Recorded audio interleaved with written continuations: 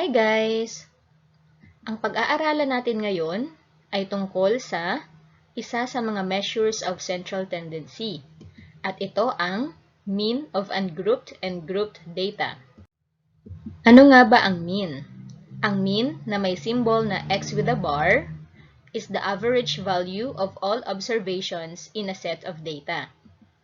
It is also the sum of all the observations divided by the total number of observations represented by letter n. At ang the sum of ay represented ng uppercase Greek letter called sigma. Hanapin na natin ang mean ng ungrouped datang ito. The scores of 8 students in an English 1 to 10 quiz are as follows: 6, 8, 4, 8, 5, 10, 7, and 9. Kung mapapansin nyo, nakasulat ang mga scores individually, kaya siya tinatawag na ungrouped data. At ang 8 scores na ito ay tinatawag na mga observations, at represented sila by x sub I. Kaya kapag first observation, represented siya by x sub 1, second observation, x sub 2, and so on and so forth. At ang value ng n natin, which is the total number of observations, ay 8 dahil meron tayong 8 scores. Para kunin ang mean, kailangan lang natin i-add ang lahat ng mga observations at i-divide natin siya sa value ni n. So magiging siyang 6 plus 8 plus 4 plus 8 plus 5 plus 10 plus 7 plus 9 divided by 8. At kapag in-add natin ang lahat ng scores, it is equal to 57 divided by 8. Ang sagot ay 7.125 or simply 7.13 kapag ni-round natin into 2 decimal places. Therefore, the mean score of 8 students is 7.13. Kunin naman natin ang mean ng group datang ito. The frequency distribution table below shows the scores of 48 students in a 50-item test in Mathematics 10. So, sa ating frequency distribution table ngayon, ang unang column ay mga scores. Ito rin ay tinatawag na mga classes. Kaya meron tayong 1, 2, 3, 4, 5, 6, 7 classes. At ang mga scores na nasa left side ay tinatawag na lower limits. At ang mga scores na nasa right side ay tinatawag na upper limits. Given din ang frequency represented by letter F. Ito ang nagsasabi ng bilang ng batang nakakuha ng particular na score. Halimbawa, merong 10 batang nakakuha ng scores na 16 to 20. Merong 8 batang nakakuha ng scores na 21 to 25, and so on and so forth. Kapag kukunin natin ang mean, kailangan natin kunin ang value ni I, which is the class size or class width. Isusubtract lang natin yung magkasunod na upper limits o kaya magkasunod na lower limits. So, 46 minus 41, ang sagot ay 5. 50 minus 45, ang sagot pa rin ay 5. Kailangan din natin kunin ang value ni n or yung sum ng mga frequencies. Kaya i-add natin ito. 10 plus 8, 18, plus 7, 25, plus 10, 35, plus 8, 43, plus 3, 46, at plus 2, 48. Kailangan din natin kunin ang midpoint represented by letter x. Para sa unang class natin, kailangan lang natin isa-isahin ang mga scores sa pagitan at simula sa 16 papuntang 20. Kaya 16, 17, 18, 19, 20. At kukunin lang natin ang pinakagitnang score. At yun ang midpoint.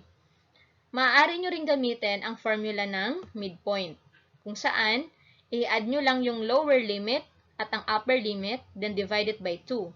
So, 16 plus 20 is 36, divided by 2, ang sagot ay 18 pa rin. So, ang midpoint ng unang class ay 18. Ganon din ang gagawin natin upang makuha ang midpoint ng mga susunod. So, 21, 22, 23, 24, 25, at ang middle na score ay 23. So, ang midpoint natin ay 23. At kung gusto niyo mas mapadali sa mga susunod na classes, maaari nyo na lamang idagdag ang value ng class size or class width, which is 5. So, 23 plus 5 is 28. plus 533 plus 538 plus 543 plus 548. So, kahit aling method ang gamitin nyo, pareho pa rin ang sagot. Pagkatapos nyan, imumultiply nyo lang ang value ng frequency at ng midpoint. So, dito sa unang class, 10 times 18, ang sagot ay 180. 8 times 23, ang sagot ay 184. 7 times 28, 196. 10 times 33 is equal to 330. 8 times 38 is equal to 304. 3 times 43 is equal to 129. And 2 times 48 is equal to 96. At kukunin lang natin ang sum ng frequency times midpoint. So, i-add na natin. 180 plus 184 plus 196 plus 330 plus 304 plus 129 plus 96. Ang sagot ay 1,419. At ngayon, handa na tayong kunin ang value ng ating mean. So, ang formula ay the sum of frequency times midpoint divided by n. So, meron na tayong mga values ng the sum of frequency times midpoint at n. So, isa-substitute lang natin. Magiging 1,419 divided by 48. And that is equal to 29.5625 or simply 29.56. Maliban sa paggamit ng formula ng mean, maaari din tayong gumamit ng deviation method upang makuha ang value ni mean. So, parehong data ang gagamitin natin upang patunayan na kahit anong method ang gamitin, pareho pa rin ang sagot. So, kailangan pa rin natin yung value ni I or ng class size or class width natin, which is 5. Ang value ng n natin is 48. At ito ang ating midpoint. Kinopya ko lang po sa nakaraang example. At ngayon, meron tayong bagong column, which is the deviation, or represented by letter D. Ito ay ang mga integers na 0, then positive negative 1, positive negative 2. So, maglulocate tayo ng isang class kung saan natin ilalagay yung 0. Maari kayong mamili kung saan nyo siya gustong ilagay. Sa akin, nilagay ko siya dito sa class na 26 to 30. Dito ako naglagay ng 0. So, uulitin ko, pwede kayong mamili ng class kung saan nyo siya gustong ilagay. So, pag nakalagay na yung 0, yung mga classes na mas mababa sa 26 to 30 ay lalagyan natin ng negative 1, negative 2. Or kung may kasunod pa, lalagyan nyo siya ng negative 3. And so on and so forth. At ang mga classes naman na mas mataas sa 26 to 30 ay lalagyan natin ng mga positive integers. So, 1, 2, 3, and 4. Pagkatapos, imumultiply natin ang frequency at saka yung deviation ng bawat classes. So, we have 10 times negative 2 is equal to negative 20. 8 times negative 1 is equal to negative 8.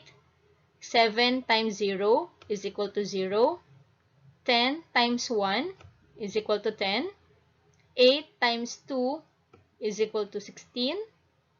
3 times 3 is equal to 9.